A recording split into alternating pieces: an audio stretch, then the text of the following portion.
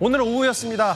이 대표를 피습한 피의자 김모 씨에 대한 피의자 신문이 20분 만에 끝났고요. 곧바로 2시간 만에 구속영장이 발부가 됐습니다. 일단 경찰은 이 김모 씨가 범행 전에 부산을 다녀왔고 어제 저희가 짚어본 대로 또 흉기를 미리 개조했다는 점에서 계획 범행에 무게를 싣고 있습니다. 이재명 대표 왜 공격하셨습니까?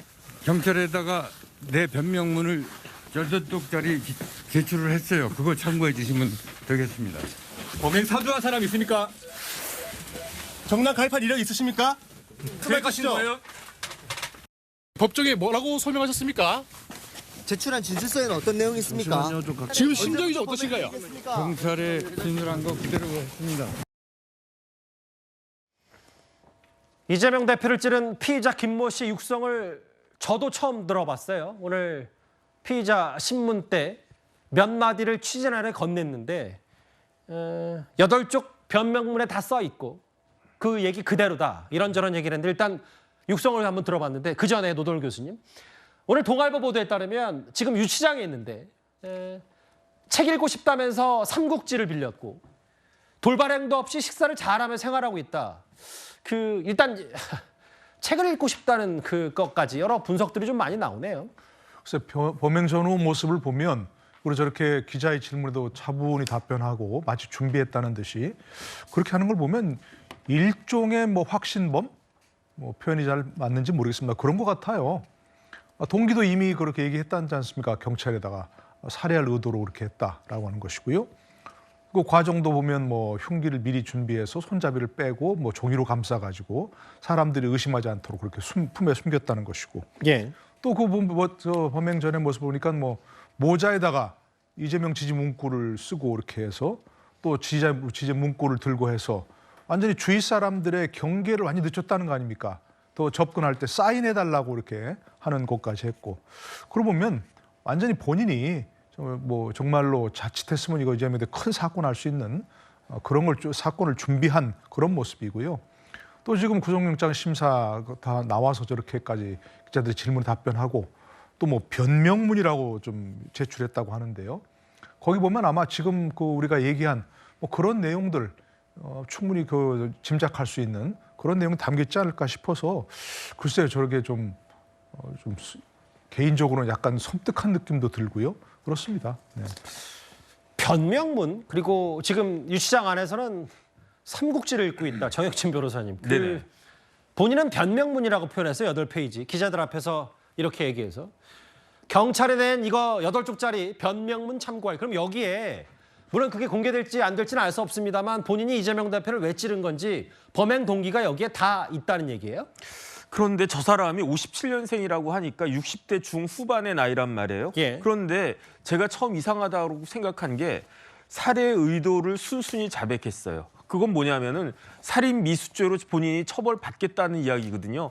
본인이 아무리 그렇다고 하더라도 사실 상처가 그렇게 깊지 않고 그러니까 내가 그 살해 의도까지는 없었다. 이렇게 이야기하는 게 정상적일 것 같은데 본인이 살해 의도를 그냥 순순히 자백했기 때문에 이게 양형 기준에 의하면요. 제가 판단을 해보니까 최대 징역 20년까지 가능한 상황이란 말이에요. 아하. 이게 비난 동기 살인이기 때문에 맥시멈 무기징역까지 양형 기준에 따를 때 그 법에는 이제 사형까지도 가능하지만 대법원 양형 기준에 따를 때는 무기징역까지 가능한데 그나마 다행히 이제 미수이기 때문에 무기징역 같은 경우에 미수일 경우에는 20년까지 감형이 되거든요. 그러니까 20년 선고를 받는다라고 하면은 60대 중반이면 거의 80대 중후반이 돼서야 나올 수 있는 그런 엄중한 상황인데 뭐가 잘했다고 저렇게 당당한지. 그다음에 제가 변호사 생활을 20년도 넘게 해봤지만은 살다 반성문도 아니고 하다못해 입장문도 아니고 변명문이라고 한 말은 제가 처음 들어봤는데 저도 그렇긴 합니다. 변명이라고 한 말은 자기가 뭔가 할 말이 있다는 이야기거든요. 내가 잘못했으니까 반성한다. 어찌됐든지 간에 객관적으로 이러한 상황이니까 제 입장을 밝혀드리겠다. 이게 아니고 변명하겠다는 거잖아요. 내가 할 말이 있다 그런 이야기인데 도대체 그 변명문 8장이 어떻게 되는지 저도 궁금하긴 합니다. 그러면서도 태연하게 유치장 안에서는 삼국지를 읽고 있다고 하고요. 2시간 만에 구속됐습니다. 영장을 바로 법원이 발부했고 프로파일까지 투입 검토한다. 사실 이제 어제 등산용 흉기를 개조했다. 그리고 칼 가는 도구 2개도 이 김모 씨 거주지에서 경찰이 확보를 했기 때문에 일단 표면적으로 알려진 범행 동기는 이재명 대표가 싫어서라는데 조금 더 경찰이 좀 조사를 해본 결과 설전 변호사님, 네. 6월부터인가요? 꽤 계획적인 범죄가 있었고 이런 동선들 어제 저희가 짚어봤다시피 문재인 전 대통령이 살고 있는 평산마을에서 그리 멀지 않은 울산도 답사했고 그리고 그 시점까지 경찰이 좀 어느 정도 파악한 것 같아요. 작년 6월인가 뭐 이렇게요. 네. 그러니까 이 동선, 우리가 화면에 나오는 어떤 동선이라든지 그러면 사전에 어찌 보면 굉장히 계획을 오랫동안 해왔다라고 볼 수도 있거든요. 그러니까 지금 어제 우리가 당정 논란을 가지고 최근에 2022년도에 이분이 민주당으로 가입을 했다, 당원으로 가입을 했다라는 부분을 살펴보더라도 오히려 그때부터 계획을 한 것은 아닌가라고 생각을 할 수도 있거든요. 그렇다고 한다면 이 범행은 굉장히 오랫동안 1년이 넘게 거의 굉장히 오랫동안 최소한 6개월 정도 어떤 굉장히 계획적으로 했었고 아마 여러 상황들에서 본인의 어떤 범행 계획을 실현해 보려도 아마 했을 수도 있습니다. 근데 그게 매번 어떤 번번이 여의치 않았기 때문에 지금까지 범행이 되지 않다가 이번에 아마 이러한 기회를, 그러니까 부산 방문이라는 것, 그다음에 외진 곳이라는 것, 그곳이, 그다음에 지지자들에 대해서 평소에 경계심이 별로 없구나. 어떤 그 경비 인력이 있더라도 경비를 하는 경찰들이 있더라도 내가 충분히 어째 이재명 대표에게 다가설 수 있겠구나. 어떠한 그런 확신이 들었을 때 범행을 했다고 볼 수가 있거든요. 저는 그렇기 때문에 이분이 지금 하고 있는 것들, 그러니까 모르겠습니다. 오늘 변명문이라는 거, 저도 아까 정혁진 변호사님 그 생각에는 좀 동의를 합니다. 그러니까 자신이 잘못하지 않았다는 것이에요. 지금 변명이라고 하는 것은. 그렇다고 한다면 이런 것을 우리가 형사정책적으로 보통 정의한이라고 하거든요. 정의한이라는 좀 더 것은 쉽게 풀어주시겠어요? 그러니까 정의안이라는. 자신은 정의를 실현을 하기 위해서 상대방을 해야 한다라고 생각을 하거든요. 예.